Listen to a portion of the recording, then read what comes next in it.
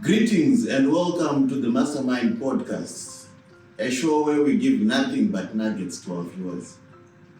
And today, before I get into the business of today, I would like to thank you guys for all the contribution that you've been making lately. A lot of you have been commenting on what you think we can improve the podcast doing and things that you like as well. Some of you were praising us on certain things that you like, and also things that you feel we need to improve on. So keep on making all those contributions. They are very important for us as a podcast because this is our thing. It's not just ours, it's our thing. And in today's show, it's a bit interesting in the sense that I feel like today's topic is something that is relevant to all of us because it's a topic that I feel each and every one of us we have experienced, or some of us right now they're actually experiencing it, and it's unfortunate that some of us will experience it, but it's something that all of us will go through in this life that we are in. On today's topic, we are going to talk about how to live with the pain of losing a loved one. And on this topic, we are privileged, guys, to be having an amazing woman. She's a sister to me, she's a friend, and we go a long way. And her name is Ivy Spreadlove. And Ivy, she's someone whom I felt could be the right person for us to have on this topic to share with us her experience because of what she went through in her life. Okay. Before I get into more details, let me introduce Ivy to you guys. Ivy, how are you? I'm good. How are you? It's good to be here. Okay, so that's Ivy for you guys. And as I was saying before I introduced you to her, Ivy went through a very difficult situation in her life a couple of years ago. And she lost her two brothers in a car accident. And it's something that was tragic. It's something that, even if you were to think of it, you just to think of what happened to you. It's something that, even though it happened 2 years ago, it's something that is touching. I'm sure even just the moment that I said this, some of you were actually moved. So I really lost her two brothers in a car accident. And I feel she has something to share with us guys. For those who have experienced the same situation, for those who are actually in that kind of situation, and for all of us, maybe you haven't lost someone who's close to you, but in this life that we are living, something like that can happen. So I feel this topic is very, very important, and Ivy, because of what she went through, she's the right person for us. So back to you, Ivy. Can you please share with me and with our viewers, how has been the experience for you? Yeah. So hi everybody, Ivy Spreadlove here. I'm so excited to be here, and I'm happy to share this with everybody, and thank you so much for the opportunity to be here on this Mastermind podcast, to be sharing the journey, how has been this journey of grieving. All I can say is that every loss is different and each grief is unique. Yeah. So I really don't have 10 steps of how to grieve, sometimes people okay, 5 steps of how to grieve or 10 steps of how to grieve. I really don't have something like that because I understand that every loss is different and each grief is unique for everybody, and we go through it in different ways depending with what what you are about. I think I should put it like that. What you're about. What I mean by what you're about is that for me, I grieved with God. You know, sometimes when you lose people, when you lose the loved ones, some people will drift away from God. Because you have questions, you know, someone is like, somebody will even get angry at God, like, oh my God, like if God is existing, why did this happen to me? Why? Then you drift away from God. And when you drift away from God, it means that you're going to have something else handle the grief process. That something else now will determine how you are grieving. That's why I said every loss is different. Each grief is unique per person, depending on what you believe in. So for me, I'm going to focus much on grieving with God, because God has been the best therapist for me. That's number one. And God has been the one that I know and the one that I can run to in terms of anything that happens with me in the life. So I think one of the things that like what he has already mentioned, that I lost my two brothers in a car accident. We were born, the three of us, me being the middle child and the only girl. So obviously that already tells you that I was that girl for all the guys in the house. I lost my mother when I was 13, I think. Yes, I was 13 years old when I lost my mom. Then I lost my father when I was 26. So we were raised by my father the whole time. So it was always the three of us, me, my brothers, and my dad. And again, that's what made me become that one girl in the house the whole time, you know.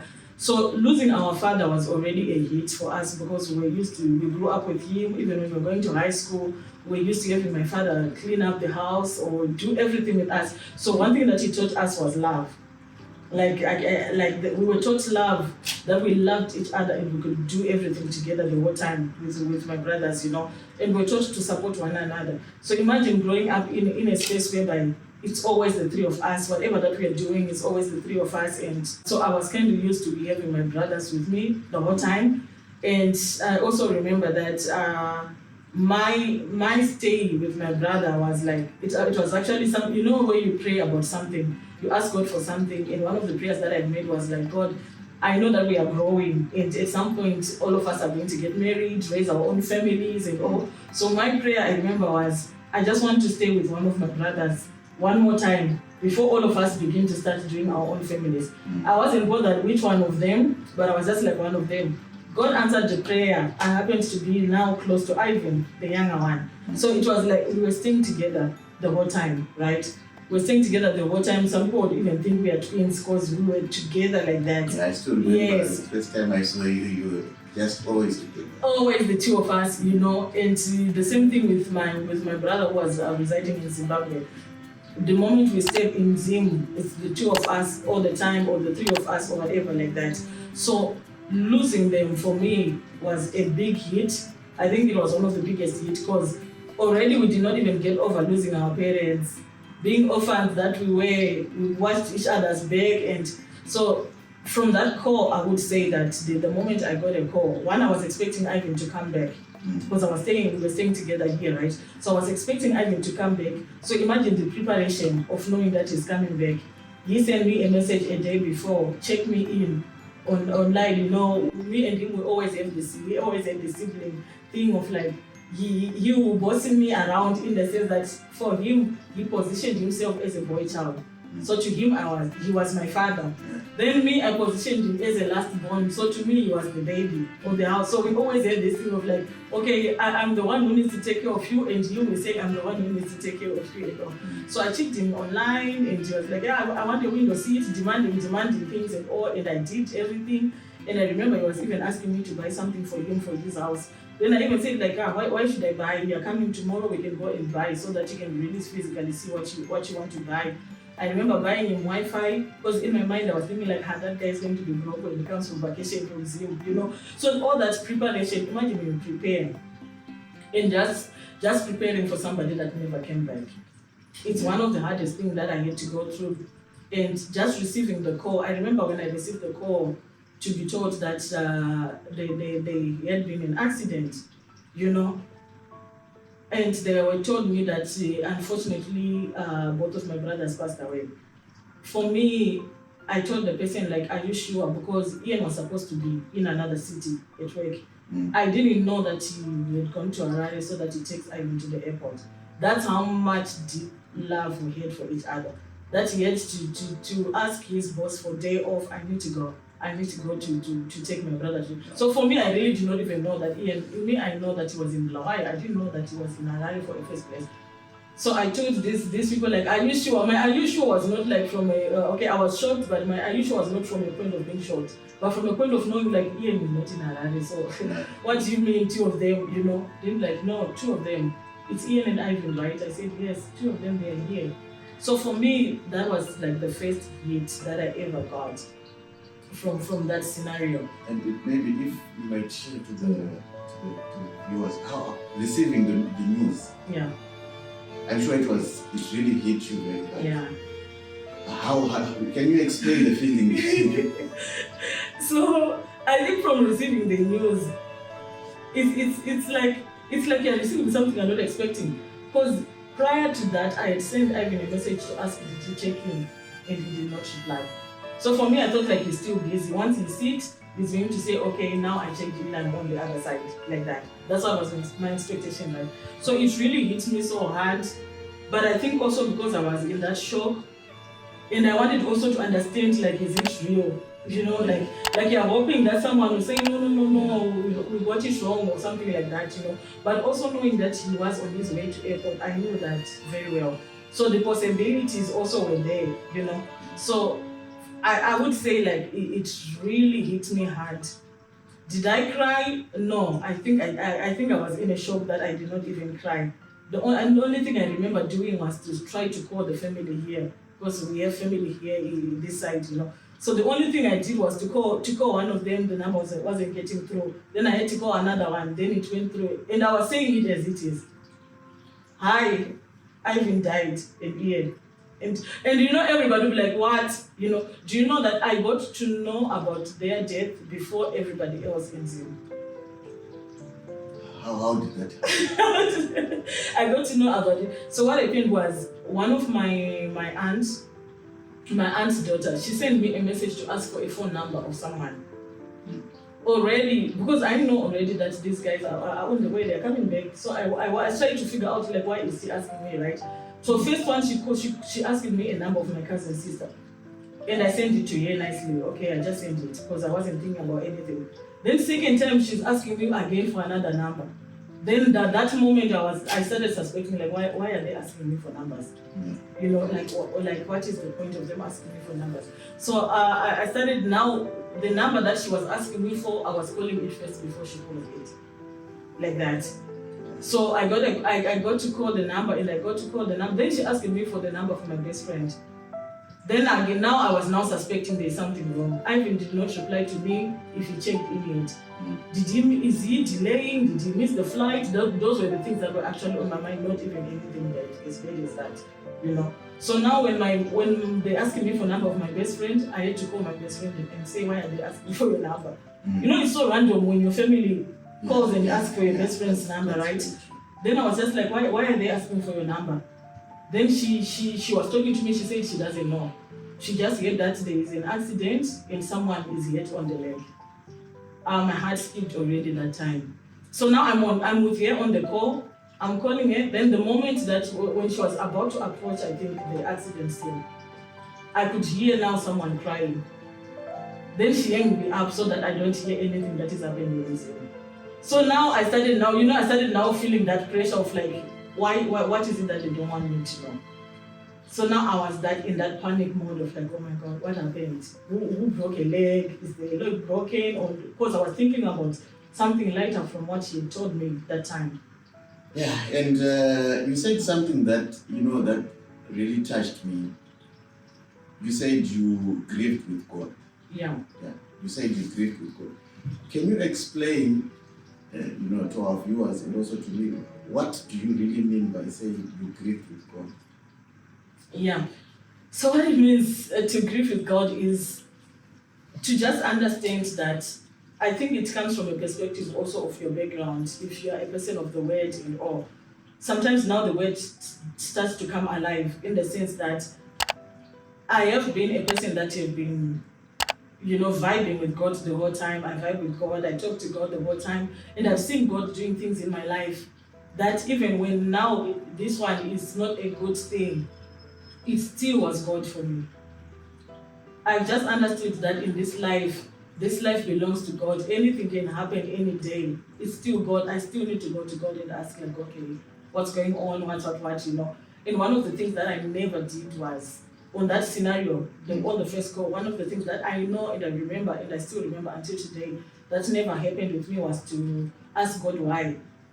And my question to God now is like, why is it that I did not ask you why? Because I just did not. And I think now when I say that you grieving with God is being honest with God about how you feel. That was one of the things that I did was. But if you had asked God why, what do you think?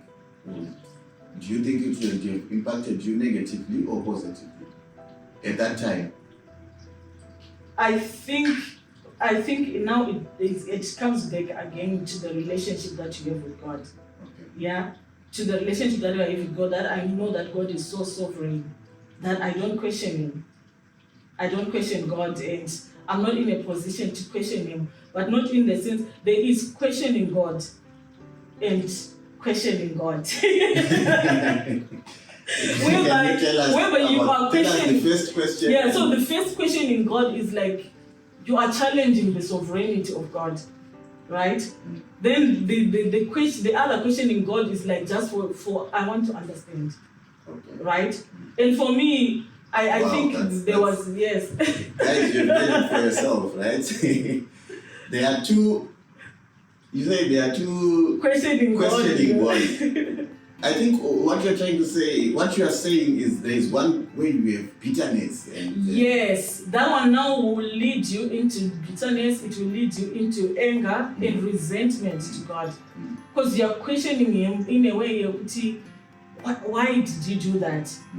In His whole sovereignty, like me asking God, like, why? In that context, you know. Then there is a context of like questioning God in I just want to understand. I just want to understand how does it work, you know. So from even like you see now when we say grieving with God, think every term in every detail. Like this means you are challenging me because I have a personal relationship with God. This means you are challenging me. This means you are asking me. Wow, guys, this is just profound. This is profound, guys, and I'm getting nuggets. You know, the Mastermind podcast is all about getting life nuggets. And from what she's saying right now, I'm getting nuggets, guys. And if you're just joining us and maybe this is your first session that you're getting in touch with us, I would ask you guys to just, press the subscribe button and talk to your friends, talk to your workmates, your relatives about the Mastermind podcast, because this is where we give real life nuggets. Okay, going back to you, Ivy. Now that you heard that your two brothers have left, and now it's just you. You have pressure of, making sure that the funeral, and you have people who are, sending their condolence messages and all. How was it? How was it for you? Yeah, so I would say, and I would like also to just like note this to everybody that is watching, that it depends on how you view things, right? So for me, that pressure, I think it actually made me also see God. That is also one of the reasons why I couldn't ask. Like, sometimes someone will be like, God, where are you? I didn't have a God, where are you? Because God kept on reminding me that this is me, this is me, this is me. The first this is me that I would say that I got was the fact that the moment I informed the family here in Dubai that this has happened, I think within a period of 30 minutes, everybody was there. Like, they were traveling from wherever they were coming from. Like, in 30 minutes, 45 minutes, everyone was there. I called my workplace, my boss. I like a big shout out to him. His name is Mr. Tilak. He's the director of my department, The moment I just called him, because this happened around 6 p.m., everybody was gone home already. Or like most of the people were gone home, and me, I was at work because I was working in the afternoon. shift. So when I just called him also, like he came like so quick, you know. So for me, seeing the love of people coming so quick to be with me, I was seeing God, because you know when you know that this thing has happened before and I've never seen the reaction of people in this context. And mind you, that time, the people that, especially at work, they did not know it's two of my brothers. They know Ivan only. Yeah. So here it's like they know Ivan only. So them, they just thought like it's Ivan, right? They did not know. Only when they come, then they'll be hearing it, oh my God, it's the two of them, like that. So for me, I would say that having the people around me, I wouldn't call it like the pressure that I had, because it was pressure. There were messages and everything that was coming to my phone and all, but for me, I saw it as God being present in the form of people. God showing me that you are not alone in the form of those people, because people would come and would make like quick decisions of, like, for example, I have my adopted sibling. She just, like, on spot, the moment she arrived, she just told my workplace that when you are booking a flight, book also with me, I'm traveling with you. For me, it just blew my mind, because first of all, she has a choice to go or not to go anyways. It's not like it's a must that she needs to travel with me. But the fact that God gave me someone to travel with, that for me was, again, like something that I looked at, like God is present. He is here. Even if I'm going through this storm, but God is pointing to me like, this is me. The directors, the GMs of the whole building, they were coming.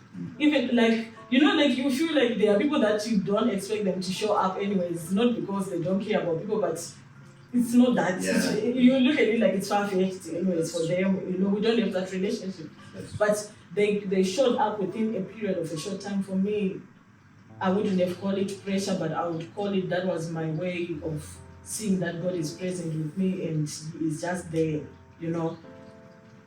Okay, and you know, I'm really following what you're saying, and you're saying it very eloquently and in a well detailed, and I'm sure the viewers can agree with me. But I would like to ask you, Ivy, now that you know, you said people were with you during this difficult time, but I would like to ask you, because people, of course, they'll be with us in this difficult time, but there will come a time. There will come a time where friends and loved ones, yes, they are now going back home. They are now going back, you know, to their work, your workmates. They are going back to the work, and life is now going on. Life is now life. Life is now going on, and your two brothers, God bless their soul, they are laid to rest. And now we have Ivy. Yes. We now have Ivy, just Ivy. Yeah. You see? Yeah. That time, that moment will always come. It does. Yeah. It does. And I want you to maybe try to explain what you're going through at that time. Yeah, so I would say that time was so hard. It was very, very hard, because you get now to drop everything that you're used to. Imagine, like, for example, just like home. I used to get home late. If I'm going home late, I know that, okay, I'll just say, Ian, let's go. Or you, okay, don't go home, wait for me in town, then we can go together, like that. The adjusting of knowing that I cannot text just to say, wait for me. My God. Guys, I don't know. I don't even know how to describe it. It's so hard, because every day you are reliving a day that you don't have the people that you used to live with on a daily basis. That already was just like, it was so tough for me.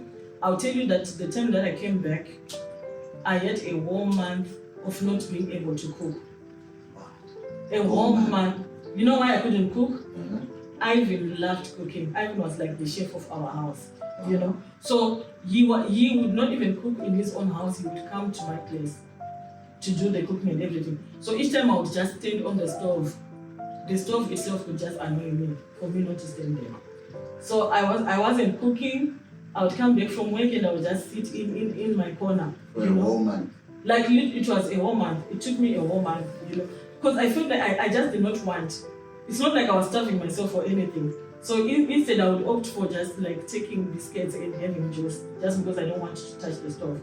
Like I tell you, like me and Ivy, we had that close relationship whereby he liked his cooking and he liked to do it his way. That even when I hold a knife, I'll remember that this knife I even got it because it's a special knife. So I don't want to touch it. I leave it. You know?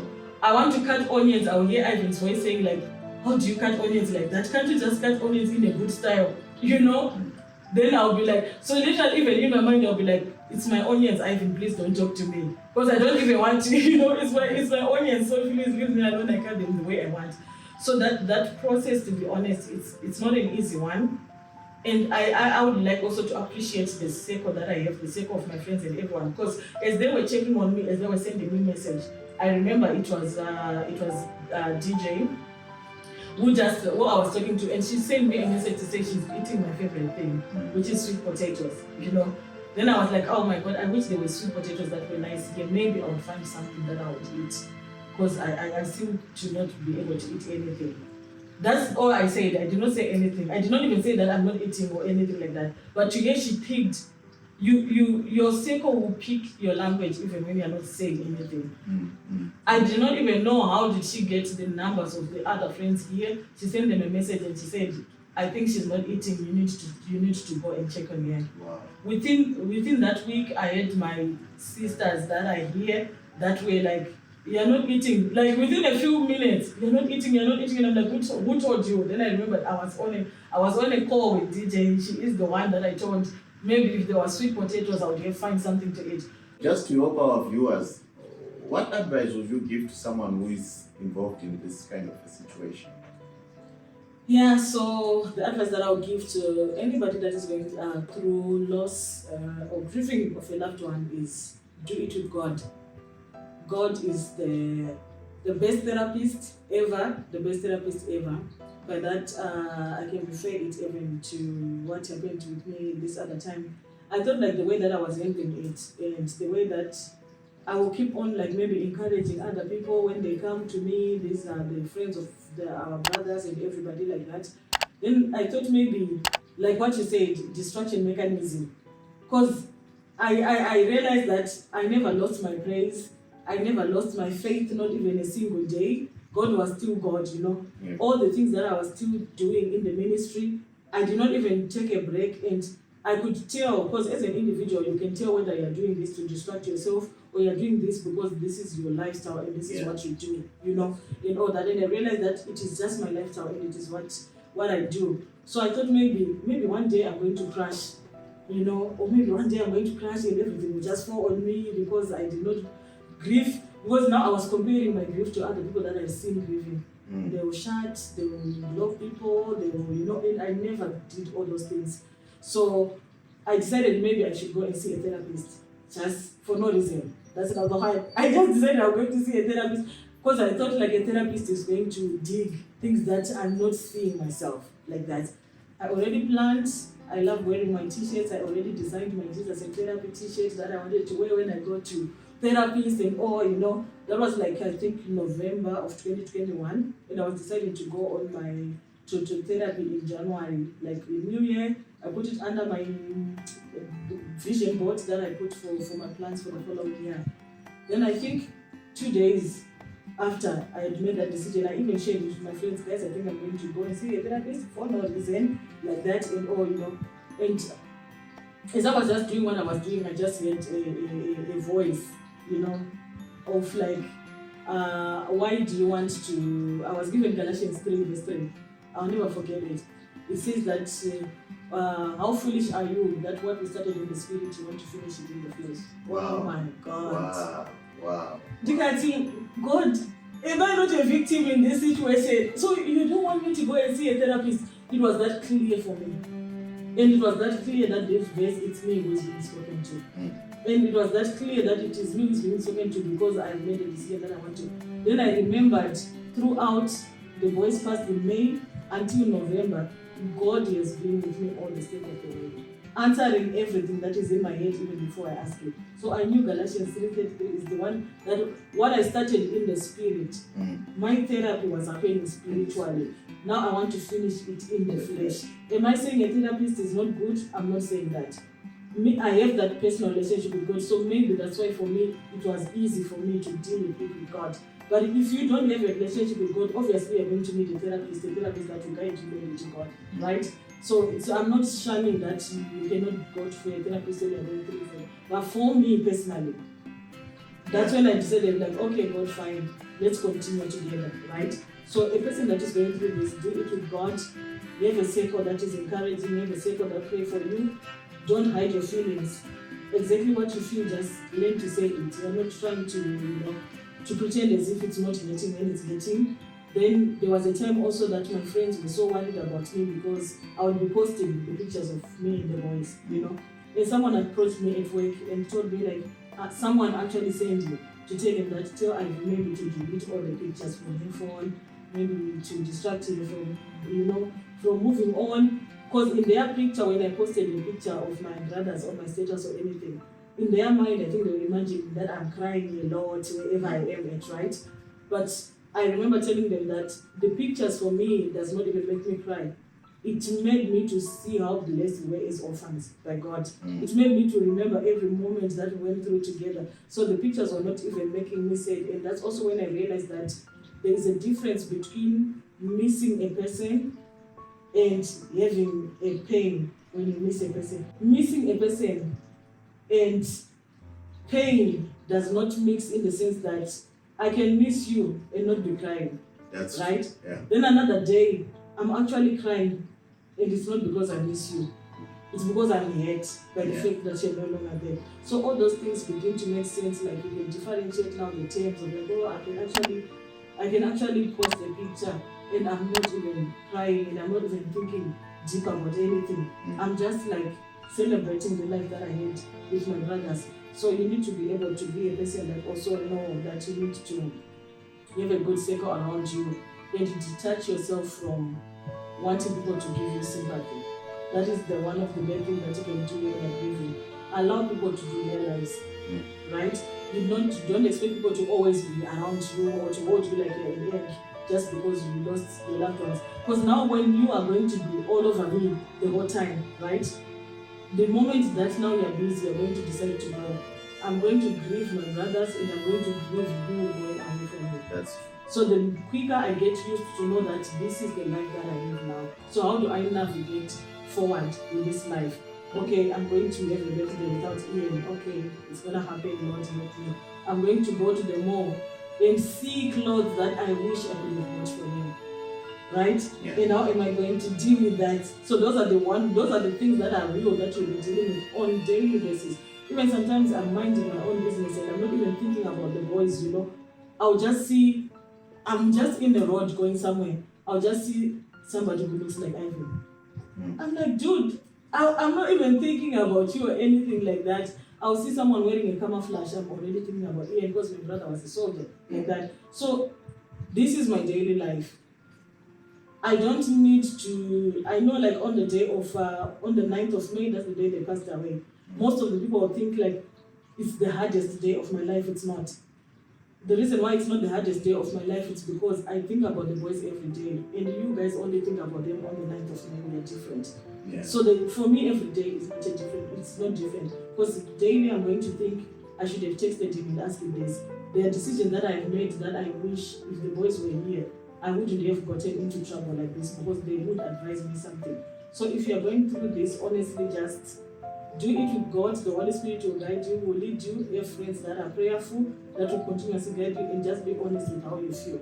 And if you need to go and see somebody, just don't be alone. Just don't be alone and just decide to live on. Pain demands to be felt, but you decide to live, choose to live life because you did not die. So don't die with the people that have passed away, but continuously live and learn how to live with the pain. That was my prayer point again. I asked God that I would like to. I knew that I might not heal because most of the people, they are quick to say, healing, time heals, blah, blah, blah. I still feel the same pain about my father being away. I still feel the same pain about it. So time did not heal anything. My mom is already more than 20 years passed away, but it always feels fresh like yesterday. So time is not healing anything. So now for me, my prayer was like, instead of like, God heal me right now, or everybody trying to push their healing, I said, God, teach me how to live with my wound. Wow, there you have it, guys. So today it was just mind-blowing, guys, and I'm sure we have managed to pick a lot of nuggets from this interview today.